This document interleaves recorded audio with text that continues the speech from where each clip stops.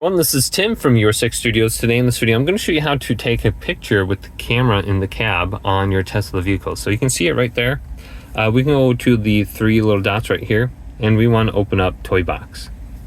So when you open up Toybox, you have all these little weird things that you can mess around with if you're bored. But we can go to the photo booth and go to strike a pose right here.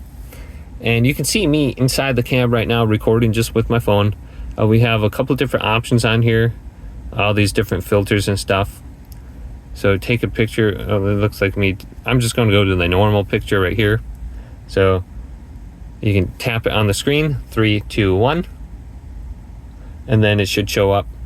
And you can go to save. You got all these different edit options on here too. I don't know what this is. W. And then we got some stuff on here. We can go through all the different emojis. If we want to cut something, outline an object with your finger. I'm not sure what this does. Yeah, so you can just mess around with this. Put a little mask on me or something like that. Can you go bigger? Okay. And then you can save it. It'll be saved to your car. And you can look at all these different ones. So, yeah, go ahead and just take a picture. I'm not sure what this saves to.